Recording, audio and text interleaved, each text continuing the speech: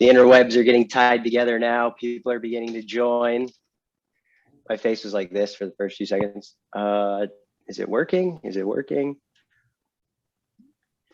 We'll just kind of give it another few seconds here and let some folks trickle in before we officially start. But we are seeing familiar faces. TC Freeman, thanks for jumping on in the afternoon here. NCDOT, one of the supporters of the NCUASC, so it's great to have TC joining us. And I think we got Phyllis, Matthew, Sierra. But this session is going to be recorded and it's going to be available to all of our members to participate and view at a later date. But it's a great session. We're coming out of the summer. We had an awesome competition that everybody, we had a good participation in. We had middle school, high school competitors. Our overall winner was in fact an all girls team, middle school team. So both the high school and the middle school teams were in separate brackets, but they were competing in the same exact mission sets. So it's not that the high school had any different levels. So even after looking at the overall, that was super exciting. But yeah, I am Paul Rossi with 910 Drones based in Fayetteville, North Carolina. We launched Jeff Epps, Morgan Crawford with the NCBCE, launched the NCEUASC last year with some awesome funding. And instead of just dropping drones into the laps of educators, we actually took it to the next step and we're able to continue to provide professional development. And we've got, again, Jeff Epps here, who's been a pivotal role in pushing us forward and helping our competition kick off. Really is innovating things for us so that during the time of COVID, we could virtually connect and have some sort of remote competition, which as our first guest of this second season, Candace McHarg, I probably butchered the last name. I apologize. We had some technical difficulties here, so my audio wasn't working. That's always the technical difficulty, but Candace will be able to tell us about, remote piloting really is eventually going to become remote, as in, the drone is somewhere else and the pilot isn't maintaining that line of sight. So by having students engage in a competition so early on where they were remotely piloting a drone was really exciting. But today we did want to kick things off and our session is women in drones and kind of recognizing some of the folks. Hopefully our guests, we had to adjust from last week, but we still have Candace joining us. So without further ado, Candace is maintenance controller and heavily involved with the maintenance side of UPS in her career, and now with UPS moving into the drone delivery space with 135, which we've mentioned before to our cohort members, the operations in North Carolina at WakeMed. Candace is starting to play a major role with their drone operations. So we're really excited, Candace, to have you joining us. So go ahead and take it away. All right, thank you so much, Paul. Actually, you did not butcher my last name. You got it on point, so very good job for that. I actually work for UPS Flight Forward. I was part of the all-female Part 135 team back in October of 2019 now.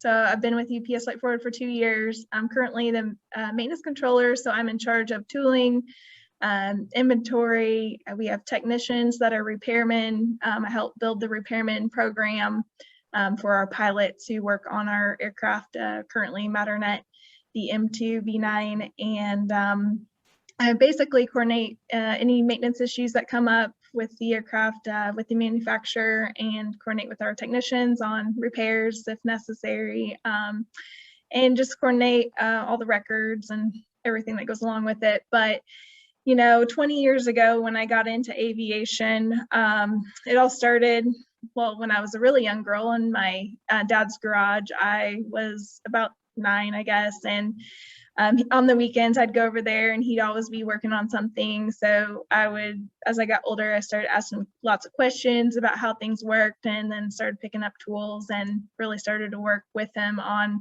cars, boats, Sea-Doos, snowmobiles, you name it. I was always trying to fix something.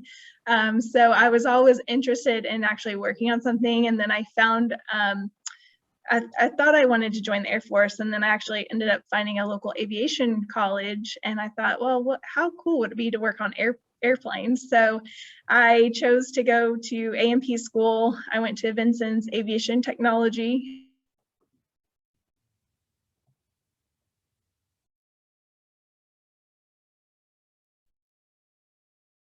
Paul?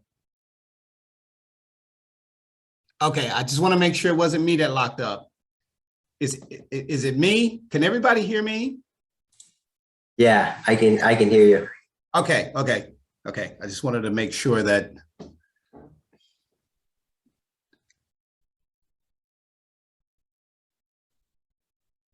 Yeah, I think Candace. Okay, let's give her a few minutes and see if we can see if she may drop out and jump back in or something like that. Yeah, well, that went the video. Okay. Yeah. Sorry about that. The internet never kicks off at work. It actually kicked off. Yeah. So I don't know what you last heard. What did you guys last hear? Well, we were working. Go ahead, Paul. How interesting and fascinating it would be to work on airplanes. Oh yeah. So yeah, I started, I got my A&P at Vinson's Aviation Technology School, and then I decided I was going to go work at an FBO. So I actually worked in New Bern, North Carolina, at a little FBO there under Director of Maintenance. And I worked there for a few months, and I really enjoyed it, but ended up moving back to my home state, which is Indiana, and I ended up working at a heavy maintenance repair overhaul facility. Started out there in tooling, and then after 6 months was promoted to the floor as a technician. So I worked there for almost 4 years, and in the meantime, I thought, what better way to improve and get on my resume a bachelor's degree, and they helped pay for my bachelor's degree. So I was able to attend a Women in Aviation conference in San Diego, and that's where I found UPS. And so I've been with UPS now since 2008. I started out as an aircraft maintenance management trainee. So I worked anywhere from line maintenance with the technicians on the aircraft to planning to heavy maintenance, did line maintenance in Newark. So I had all kinds of rotations. And then in 2018, I joined maintenance control. And I think that's what really aligned my experience for the drone world, starting with UPS Flight Forward, having to create a lot of procedures and general maintenance manuals, and just like really starting up another operation. So I ended up doing that, and that's where I sit now, is with the UPS Flight Forward as the maintenance controller. So thank you so much for having me. Also involved in Association for Women in Aviation Maintenance, which is a organization that promotes maintenance and engineering at the youngest level. We do like, days where we do like a Girls in Aviation Day, and we help showcase maintenance to young girls. And even at schools, local schools, I'll go in and we show them how tools, like we make bracelets and show them how to use like some pliers, and just to try to get them to, at this young age, you can really, choose to do this path. You don't have to be a teacher or, something that some kids may not know about. When I was younger, I really never thought about, oh goodness, what is going on with my computer? We still got you. Okay. Yeah, you're still here. But yeah, I never really thought about drones, honestly. And so I really try to teach that to the younger generation at events that I'm at. And so I'm happy that you all have invited me here, and be happy to answer any questions. Yeah, thank you, Candace, for joining us. And now it's going to show not my face when I'm talking. I'm going to go back to this different view gallery. All right, now I'm not going to mess myself up. Jeff, my mind was like this when she's talking about bracelets, right? Using the tools to make bracelets, because that's Jeff and I have talked so much because of the involvement I have on the drone delivery side, and the maintenance background is like, at the end of the day, they don't have to build a perfect vehicle. They don't have to create the bracelet that's going to be sold in the stores. Just to have spent time holding those different tools and kind of learning. And that's where we hope and see a lot of this drone education that's getting a lot of headway and a lot of steam behind it is kind of focused just on the pilot side, because I don't think people understand these operations like UPS, Amazon, Flytrex, Causey, like those are going to scale, and those are really going to provide job opportunities, in the future that are larger and involve maintenance technicians, which there's already a pathway to kind of get that certification. It's just getting more folks younger involved and comfortable in an environment where they're comfortable to try those.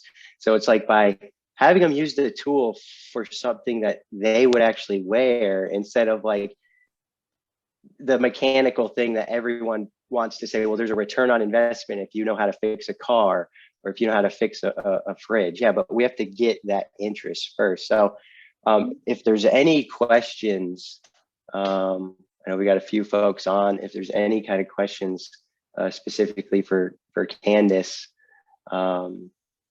or anything that she mentioned, please, definitely ask Jeff. I don't know if you have any. No, Candace does not have enough time to answer all my questions. I'm telling, my mind's racing right now. She said she has something to do at 4:30. She'll be here till 8:30 tonight answering all the questions going through my head right now.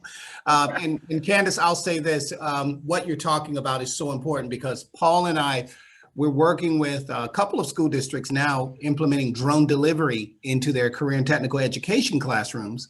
And this is one of the things that Paul is stressing as we integrate this into classrooms, is the maintenance part, recording things like battery usage and flight time and all of those things. So you just really validated everything that we were talking about. And then I was just blown away with the bracelet thing, is because Paul and I were talking about that as well. So you validated that our thought process is right, and that, once we get ready to, once we are implementing this into classrooms, that we're doing the right things. And we're going to be reaching out to you even more, because I see a definite fit for Candace with some of the things we're doing, Paul, specifically with, helping students understand the importance of flight maintenance, because if it's not maintained, it won't take off. So, or if it does take off, it may not get to its destination. So perfect. And it's just like the airlines, it's ensuring that those vehicles are prepped and ready in advance. And when you walk through the airport security, you see the security officers, you interact with those people, you understand that aspect of aviation, you go through the gate, you know what I mean? You see the ticket people, you see all that, you get on the plane, and you never see all that work that's going on behind in the background in order to keep that vehicle in the condition. And, no one wants to hear like, oh, we need to get 2 hours out of this aircraft and it's only good for an hour. And it's like, who missed that? And absolutely. We appreciate your time, Candace. And if you're open to educators reaching out, we can potentially share your contact information with the group. What we've learned, and I was really thinking about this now because I'm feeling under the weather. Like I wasn't feeling very good. I'm a little sick. My son had been sick the last 4 days, and it's like, we can still push forward with this because it's virtual, right? Like we're not spreading any bacteria or germs, but some of these educators all across the state could be potentially interested in reaching out to you, and maybe you could do something, whether they have a group or a class, and to have that ability to connect with them, especially, again, the fact that UPS is moving forward with actual drone deliveries right here in the state of North Carolina. I think that would be excellent. So thank you. We appreciate your time, Candace. You're welcome. Thank you so much for having me, Paul and Jeff. And yeah, feel free to reach out to me. I'd love to be able to help any way I can. You know, that's kind of my passion. I love starting that fire at such a young age, especially when there's a lot of young girls that don't even know this can be a possibility for them. Yes, that is absolutely correct. So thank you. I'm going to share your information, and I guarantee people will be reaching out. All right. Thank you. Have a great afternoon, Candace. You too.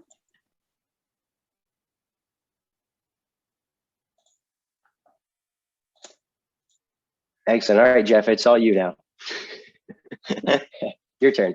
All right. Excellent. Excellent. No, that's fabulous. Like for our cohort members to be able to reach out, I think Candace has tons of passion for the industry and wants to be able to connect even at that middle school level, whether it's the ideas that she has in regards to how to get your students more involved, or, you know, she's joined our cohort and took the time. I'm sure she'd be more than willing to do some sort of, you know, virtual presentation with your students. My mind's still spinning about the making bracelets with the pliers and stuff. But what I wanted to do, Jeff, was touch on what we've been talking about. I got the camera set up and everything. Do you, I was just say, what do you think? Anything for jumping into? Is there anything you want to talk about? I could get this set up and get things going. We had a long, okay, excellent. We've had a long summer break. That tournament went awesome. We're encouraging folks that want to participate. We want to gauge interest if there's going to be, but Jeff, go ahead. I'm going to get things going here. All right, excellent. Well, welcome back, everybody. It's truly an exciting year as we're starting off. You know, Paul and I are working very hard to do more with schools. As I stated before, we've actually we've secured a couple of contracts to work with school districts in implementing drone delivery into career and technical education classrooms. We're looking at we're working with Caswell County. Right now we're working in Edgecombe County as well. And I hear that Dare County is on the horizon and so on. But what I wanted to share with you today is, you know, some of the cool things you could do with this one drone that you have, right? Because I'm pretty sure you see me and Paul all the time, and we're working with tons of students. We're in, you know, a gymnasium, and there's telos flying all over the place and doing cool stuff. But, you know, how do you utilize that one drone that you have in your classroom? So that's what I want to cover here real quick. Some of the things I do with my students. So first things first, I'm going to switch my camera over. I want everyone to take a look at the telo that I have here beside me here on the table. And notice it's sitting in the little container that it comes with. And this is what I did with the container. You know, I took the back off. So, because it comes in two pieces, it's like a little clamshell that closes. So I cut the back off and I use this piece right here as a landing pad, right? So you can actually set the drone in it, and now it's a landing pad. Hopefully my camera will zoom in here a little bit better. I should have used my other overhead camera. Let me move that out of the way. Oh, come on. Okay, so with this, there we go. So now what I will do with this is I will take this and I will tape it down to the floor with some painter's tape, okay? And so it secures to the floor. I make sure it's oriented straight so that every time that drone takes off, it takes off from the same place and it's actually straight and it's going to fly forward. So that's one of the first things I do.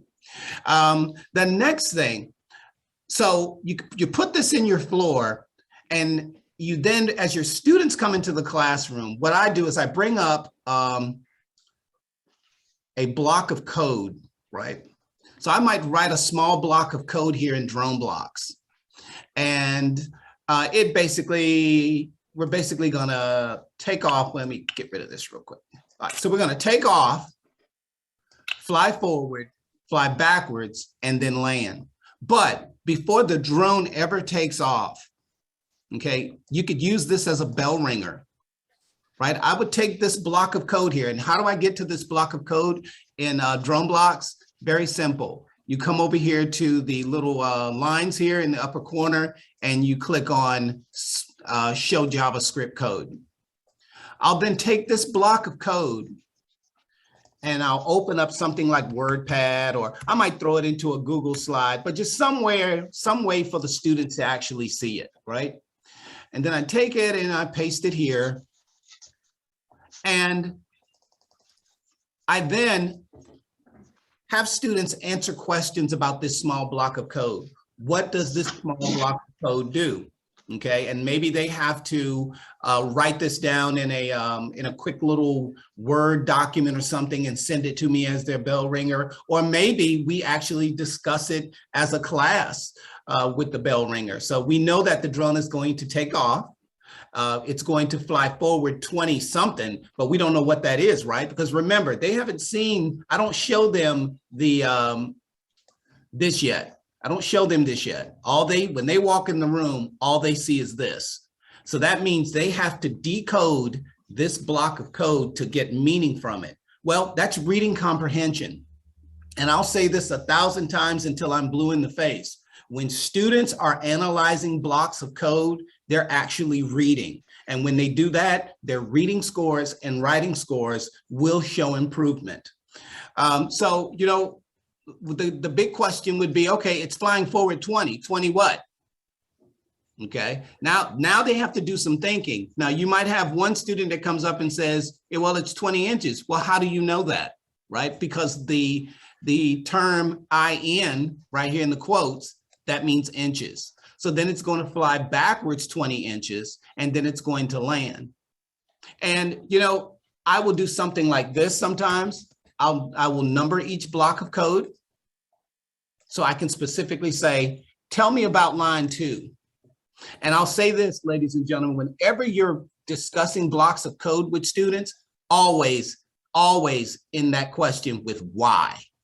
Make them figure it out. Make them understand the why behind why this code does what it does, or why does this line do specifically, why is this line going to make the drone do a specific task or a specific thing?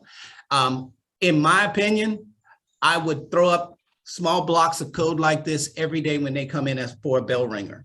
It's a great way to get those minds into a computational mindset. Then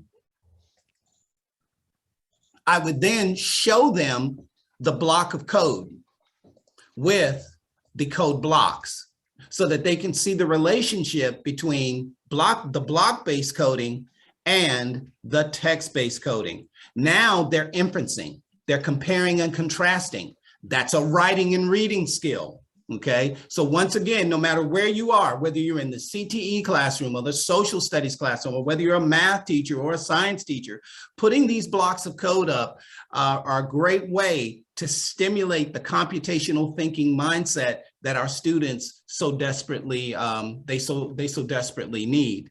And then I would begin to ask them more interesting questions, because keep in mind, your students can actually load drone blocks on their Chromebooks or MacBooks or whatever devices your district uses. And now you can begin to have them write blocks of code while they're at their desk, and then utilize the one drone in your classroom by allowing students to connect to it and show that their block of code works. So I think, you know, that's a great way to get the entire classroom interested. You can also put them in teams, right? You count out your students, you have 20 students. All right, let's go 5 teams of 4. Give them a coding assignment to make the drone do specific things, and then have each team submit their block of code and have the drone executed afterwards to see what the result's going to be. So That's a great way to utilize the one drone you have in your classroom. You know, you just want to make sure that you have a space open wide enough for the drone. You want to make sure that your batteries are charged, but pretty much you could run this for a quick bell ringer, or you could do it throughout the entire day. I'm going to switch up real quick, switch my camera because this one is misbehaving. Cameras do be tripping. That's what I know. All right, so cameras be tripping. This little guy right here, I just wanted to introduce you to some new technology. This is the new, let me turn that little background fuzzy thing off too. I think that's what's messing me up, Paul. Give me a second. No blur. There we go. Turn off the blur. All right, so this is the newest Tello. This is the RoboMaster Tello Talent. Now, unlike the regular Tello, I mean, they basically look alike, right?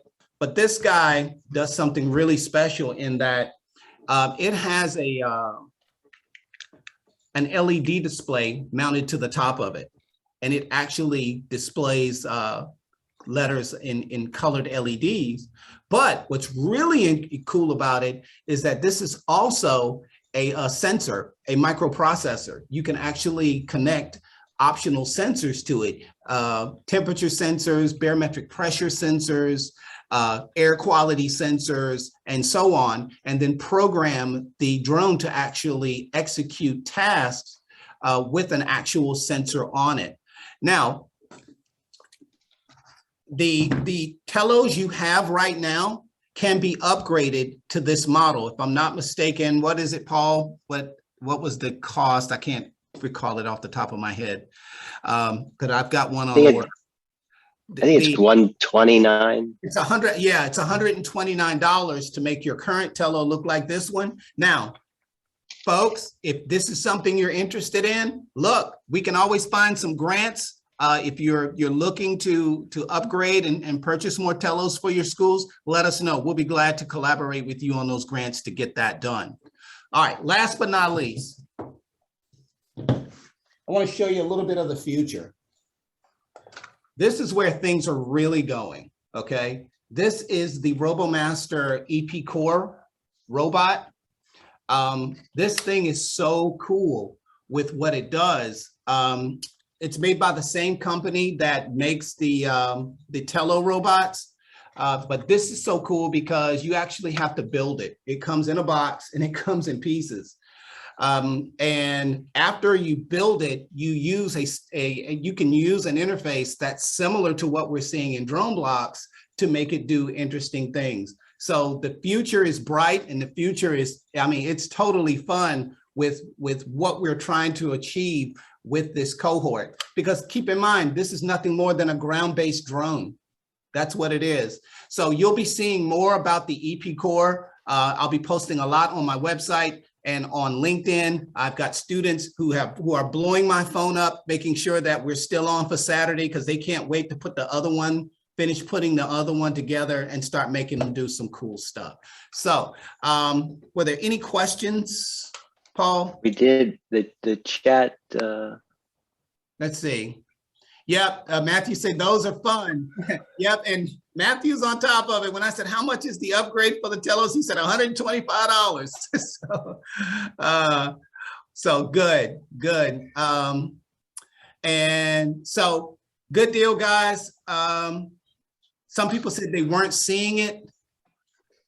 Yeah, I was slacking okay, here, but it looks like things picked up, or we corrected it. At one point, your camera was a little on your elbow, but. Okay, Brandy says all good. Fantastic. Yeah. Guys, always, if you have any questions, you can always reach out to me directly. But I also want to hear, what are some of the other things that you as classroom teachers, what do you want to know about making this Tello work in your classroom so that we can craft and design these sessions around your needs, okay? That's what's extremely important to Paul and me.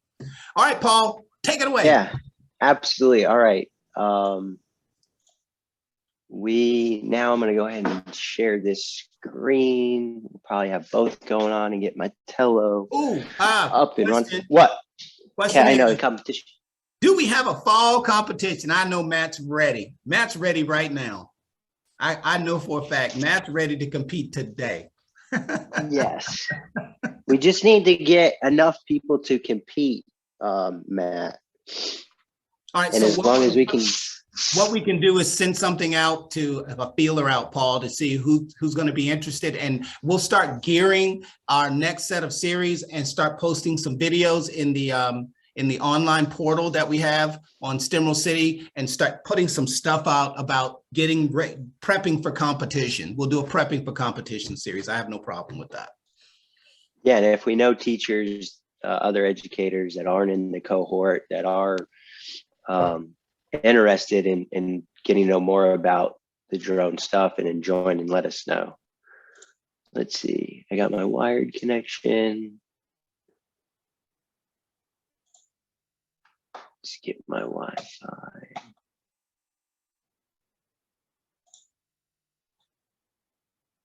Here's the tello.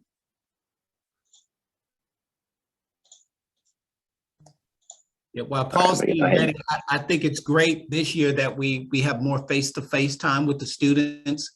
And, you know, even as a contractor in education, that's been the biggest thing for me right now, is getting into schools and working with students face-to-face while we have this opportunity.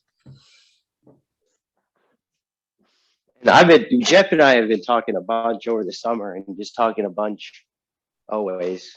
Let me see, start video.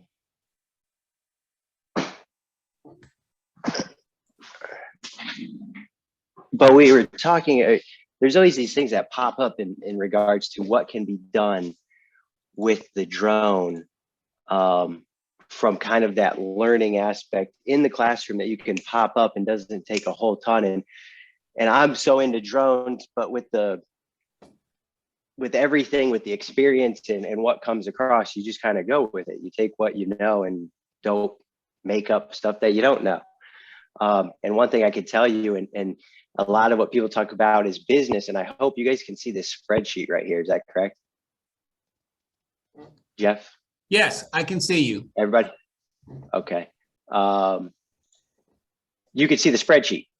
Yes, I can see the spreadsheet. Okay. Excellent. All right.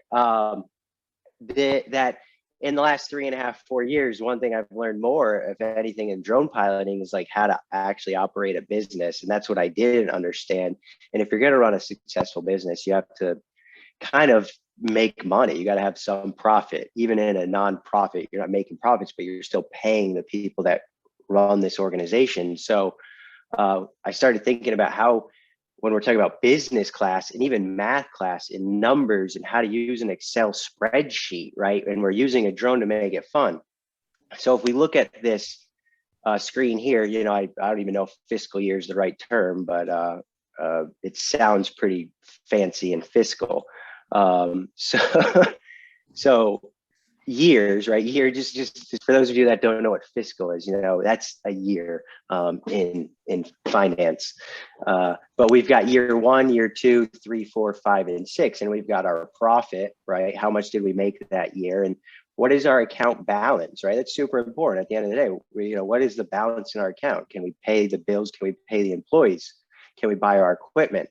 But most businesses, just about any business, when you start out, you're either putting a nest egg together and you're investing that egg, or you're taking, you know, much larger, medium, you know, small businesses, individuals take out loans. They take lines of credit out in order to launch a business with a plan that says, in the next 4 to 6 years, if we hit these numbers, we are going to be successful. So keeping it kind of basic, this company Untitled Spreadsheet took out a loan, right, from the bank of Jeff, from Emerald City Bank. They took out a loan of $40,000 large dollars, right? And that's significant, because now we have to turn that line of credit, that loan, that you know, debt on our account into a profit. And how do we do that? Well, we work and we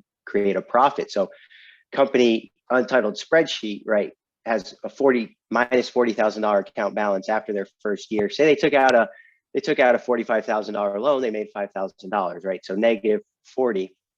And now on our screen here, you can see, if I pin this video exclusively, I have no idea what things are looking like right now with our screen share. I'm going to stop the share and I'm pinning this video. So I'm hoping that this is like the main view, Yes. right? Perfect. Yes. So right here on the floor, it's just a matter of taking a quick, now we're talking about not just numbers, but you're going to see in a couple minutes in school, y equals, I always was good at math, but I never understood math. It was really fascinating. But we've got the drone here, and this is 0, which really should be year 1. And this is where I already just go with me, right? So we'll call this year 1. After 1 year, which doesn't know, we're going to do this. Okay, let's be real. Every year or every month is 1 inch, right? So a year is 12 months. So I measured out with the ruler 12 inches, right? Every month is an inch. So a year is a foot. So after 1 year, right, we're moving over 12 inches roughly. We are 40,000. We are 40 inches in debt because every inch on this scale is equal to $1,000. So right now we're at box 2 on our spreadsheet.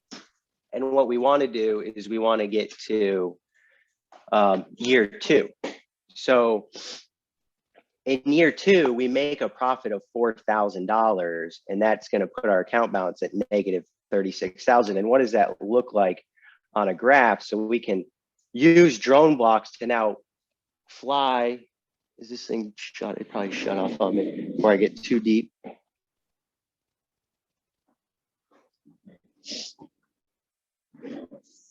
There we go. All right.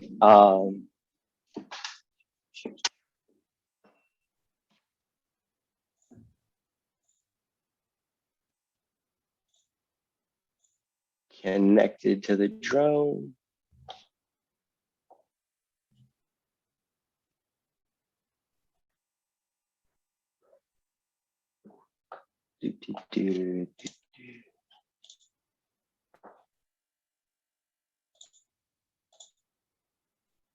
All right, we are connected. Battery 67%. So year 1, negative 40,000. Year 2, right? We're going to make $4,000. You guys see the screen? Thumbs up. We're going to make $4,000, and that's going to put us to year 2. So in drone blocks, we can represent this with a takeoff. We're going to set the speed to 2 inches per second. We're not going to be flying very far. We don't want a lot of drift with the drone. So we're going to harness that speed, throttle it down. And now what we want to do is we want to fly the drone to the right 12 inches, right? 12 inches to the right is going to be 1 more year. Each month is 1 inch. And then how far forward are we going to pilot that drone? And this is code that you can either provide and the students have to maybe plug it in, or they're doing the whole thing. But in order to recognize $4,000 profit up on the scale, we're going to fly forward 4 inches. And then we're going to land.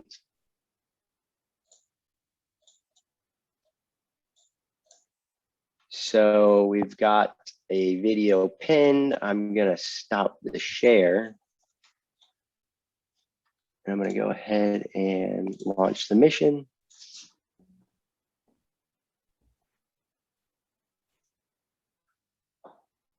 And the drone shut off.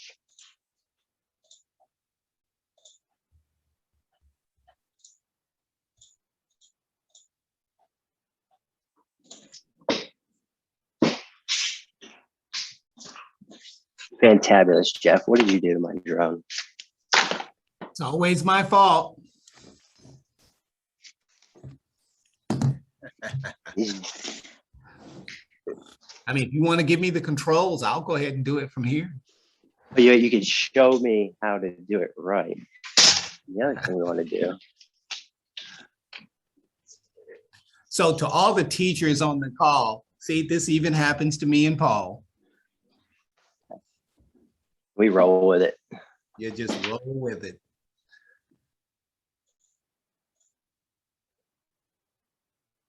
And there's our tello connecting. Can you share We're your looking screen, for, Paul? Oh, no, you can't share. yes. Well, actually you can. Yes, can you share your screen to?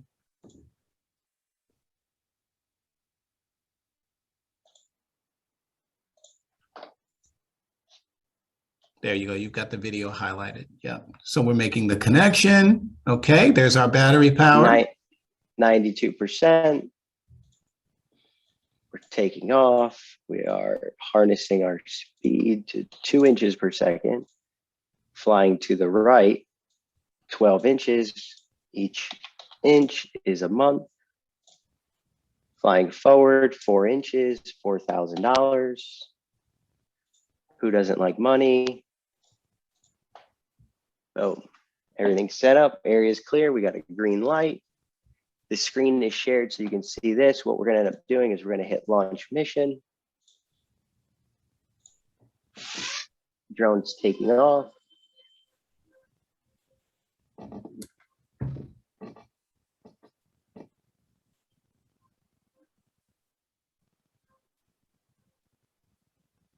Drone speed is set too slow. I'd went ahead and let you do that.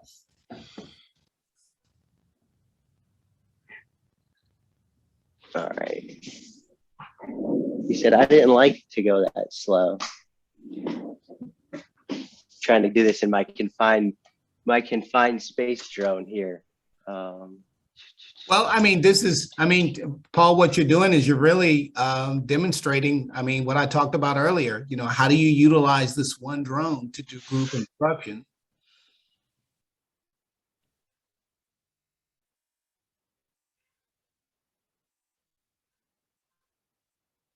There we go. There we go.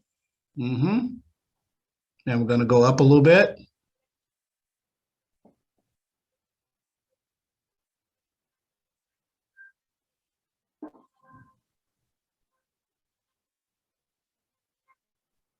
You told it to go forward 4? Yeah. You got to go further than that.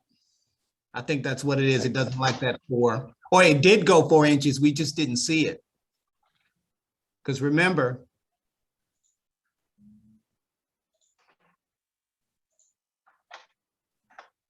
being in this confined space. Let's try to go right 12. mm-hmm. Now, ladies and gentlemen, for those of you that are watching, if I was a classroom teacher and Paul was a student, I would be taxing him. Okay, so what's the problem? It did what the first thing you asked it to do, but what didn't it do? Now, why didn't it do it? There we go. Now you can see it's getting the forward. Perfect. And look at that increase. But for some reason, whether it's what you can't see back here is all the stuff. In a perfect world, it's going to move forward. But one of these biggest things, and I guess being able to introduce students to technology, is that things don't always work perfectly. So we'll bump this one forward manually. We'll place a marker down. And if we move it away from the table here. So say we're going to go right 12 inches. And if we went back to our spreadsheet, right, say, okay, now 9,000 is what we made in year 3. So again, we're just flying 12 inches to the right for 1 year.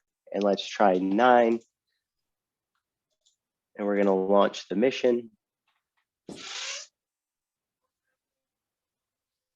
You can see that time it doesn't look like the drone had drifted backward as much. Setting the speed.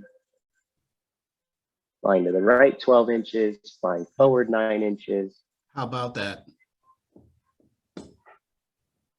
But I really think that hovering time for the speed, so if we... Well, maybe we go lower. That would be a question you'd ask your students. How can you adjust that drift It could be that lowering the drone lower to the ground could allow it to move more without the drift. That's a question for students, and it's a great way to spark that thinking. As the drone is taking off, and you ladies and gentlemen are watching, with Edgecombe County Schools, Mr. Cornelius Austin, one of the CTE teachers, it was just amazing to watch him just after one block of instruction, the very first day I got there, to watch him, look at that, wow, to watch him quiz his students on how to fix it. And if you go on LinkedIn, I put a post up there because by his second block, he was already using drone delivery lingo with the students, telling them that, look, if you were delivering a pizza, you delivered it to the wrong drop zone. You went way over there, delivery zone. Somebody over here is waiting on their pizza. So, now just to kind of, we've got movement here. I do think we were trying to squeeze things into a little bit of a small space, but if we now go to our 4th year and go 14, again, it's not as much as like, this isn't really as high level as like we got Matt on here in regards to the coding context of it, but the ability to integrate this, which is what the cohort's always been about, is not just the drone itself, but how this drone as a tool is going to support educators across the board. So we're going to launch mission again. And what we're seeing here, and we're wanting students to kind of understand, is we talk about entrepreneurship. We talk about getting your remote pilot certificate and starting your own company, right? There's just a post on LinkedIn today that some folks might have seen. It's like, attend this conference and double your drone business. Like, I could see the drone drifting backwards right there. It probably has to do with the proximity of all this in here. So I wouldn't recommend doing this type of activity in your closet at the school. In your classroom, I'd recommend pushing the desk to the side and then leveraging your gymnasium. Right. Leveraging your gymnasium. But what we've seen is, come to this conference, double your business. And this industry is not that simple. It's just like any other business that people get involved with. You really have to understand multiple aspects of it. So, but in a sense, this would potentially have, come forward a little bit more, and having the students troubleshoot and fly it again, in order to understand how things function and work. And maybe they move things around. Maybe they take the drone and put it in a different location and they get different results. And now what they're learning is that, hey, different elements, different landscapes impact things. So what we would end up doing, and this probably looks a little bit perfect, and the camera angle is a little not straight on and bouncing here, but we would then take just some, like Jeff talked about, painter's tape. This here is just white painter's tape, and you can put marks on it for your scale. And this is just starting in negative. I mean, this does, most people think positive, and this is a great way to get students to start to think about the opposite and the negative end of the number line here. And then the ability to take,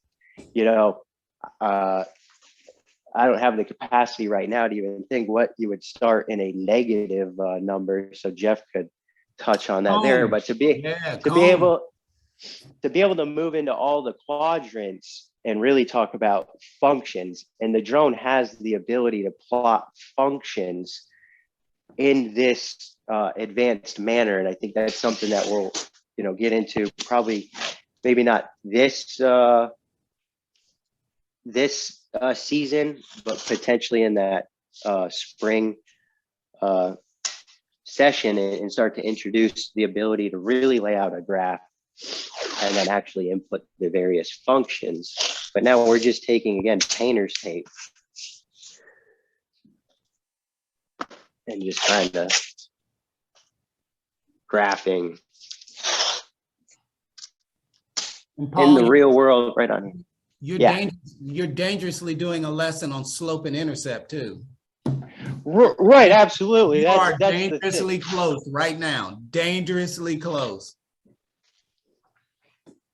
So, and usually, typically, if we kept going, I'd like to, I just don't think we're going to get the function I want. But the biggest, well, no, we have to do it, right? Because we've got the time, and it's important to show students, right? What's real important about this is it's not till the 5th year that this company actually is, seeing a positive account balance, because you put in the time, you put in the work, and things don't pay off immediately. Instant gratification is only for fast food and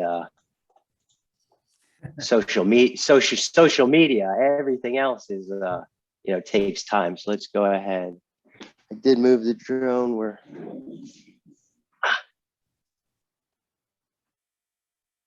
Should connect automatically. But what we need to see is, at what point does business untitled spreadsheet actually become Hey, Paul, profitable? can you show your code? Can you click that show code? Yes. Yeah, if you'll do that. It's, just the nerd in me. There you go. And from a teaching standpoint, I would always recommend you have the students show their code, because once again, they're comparing and contrasting, and that's a great little reading skill to sharpen. And did we connect here? No internet. Oh yeah, very good. All right, so now we got our green light. We've got our 12 inches, right? We're moving, each inch is a month. We're moving a year to the right and in the positive direction. And then we are flying forward 22 inches, representing $22,000. Let's go ahead and launch this mission. Drone takes off.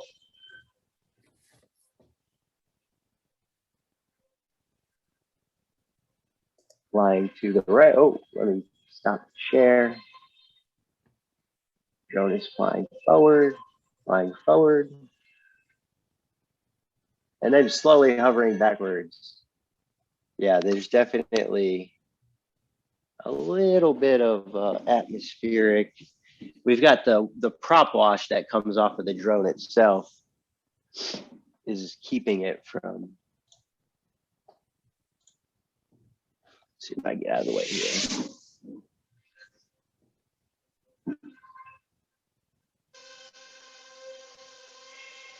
Come on, drone. Come on, drone. Come on, everybody, clap. Pat your lap. Pat your lap. Pat your lap.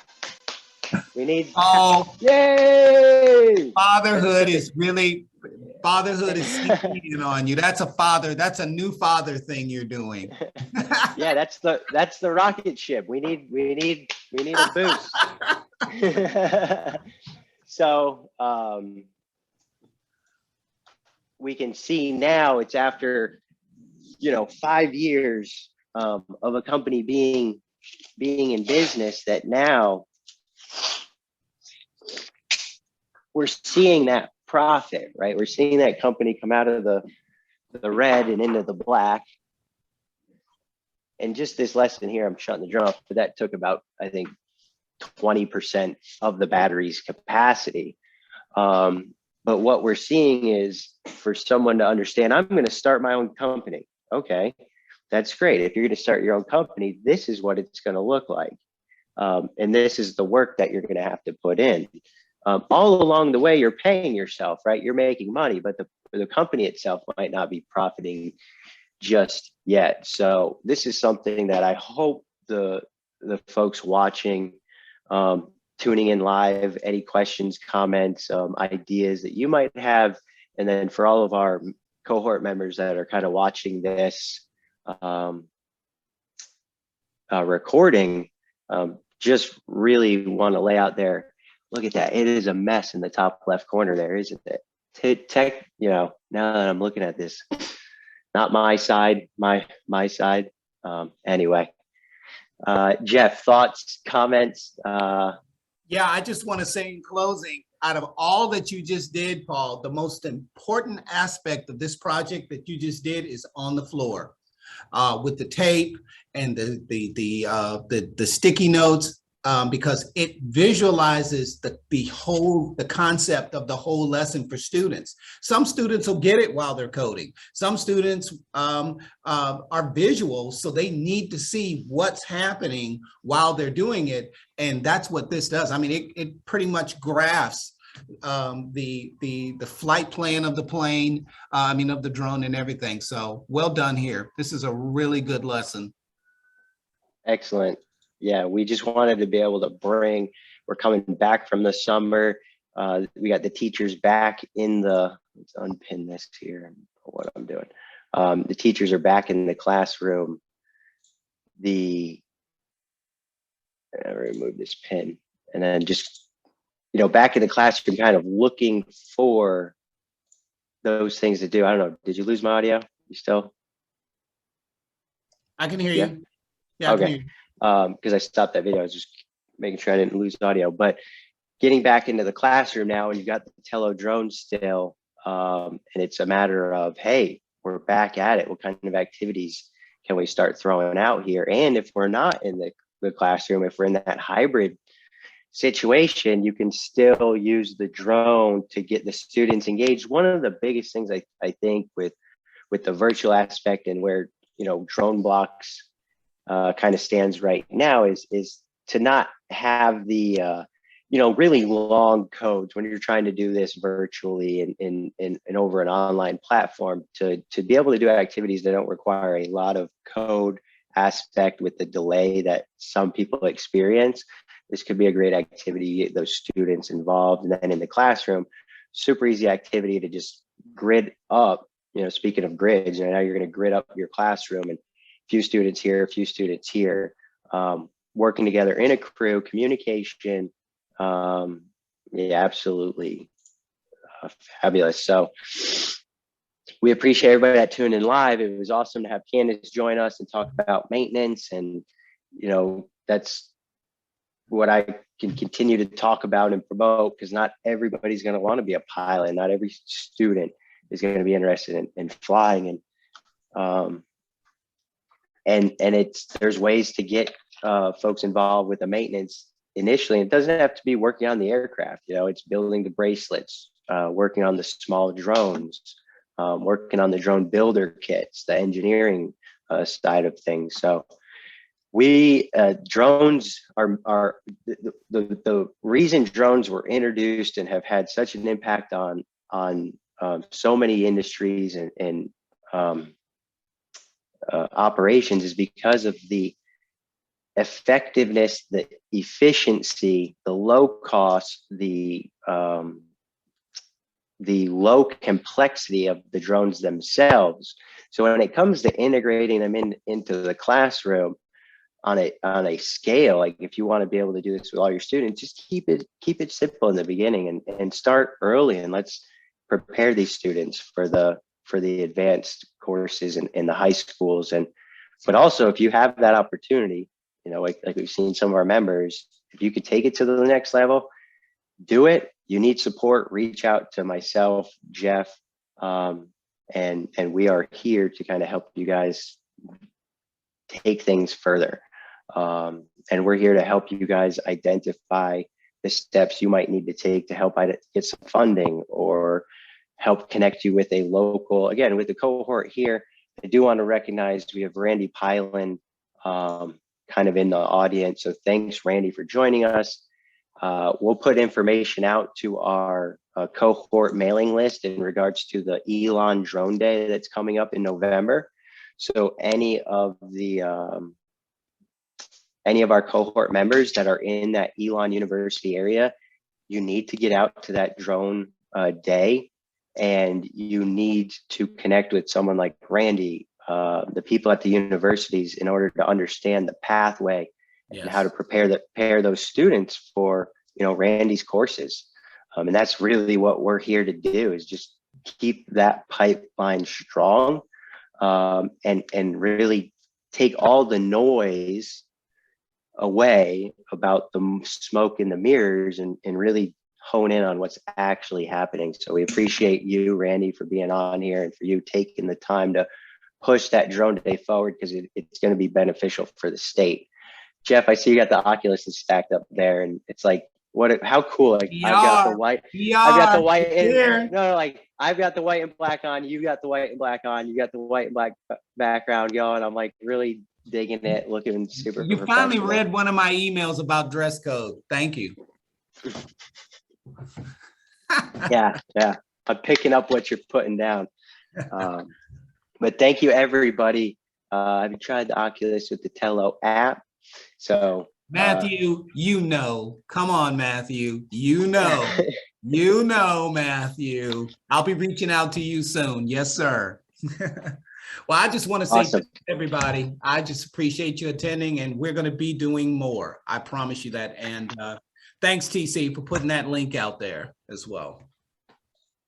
Yeah, for Phyllis, Matthew, Sierra, definitely. I'm going to talk for a few more seconds just to give you an opportunity to click this link. If you're there, register for that. I know I'm pretty sure there's a virtual. Randy's made a point, I believe. I hope I'm not speaking out of context, with the current situation of things where they're at, is to try to make this a virtual event as well. So even if you might not be able to get out to, okay, it's going to be recorded. So if you can't get out there, be sure to register and you will gain access to that recording. So whether you're local or not, I encourage you, register. Thank you, everybody. For those watching the recording, we're going to be sending something out. We have some interest in a competition. We do want to make sure that we're, taking full advantage of our time and resources when it comes to putting on that kind of competition. For the students, I think Jeff and I talked, if it's not a full-on competition, there was something I think we mentioned we might be able to do in lieu of, as a way to kind of bring the students together. I totally forget what it was, but please, if you're interested, after seeing this recording, do reach out, send us an email. We're going to send out an email blast with various information, so look out for that. Thank you, Jeff. Thank you to Candace. Thank you to our those who joined us live. Big shout out again to Randy, Elon University. We look forward to helping support what you guys are doing. We look forward to your support when it comes to pushing things forward with our cohort around the state. And then big shout out to TC Freeman, NCDOT. Thanks TC for jumping on. And Sierra Tucker with the NCBCAE, North Carolina Business Committee for Education. Thank you for being on here and staying active in regards to what we have rolling out. Have a good evening, everybody. We look forward to seeing you at our next session. Take care, everyone.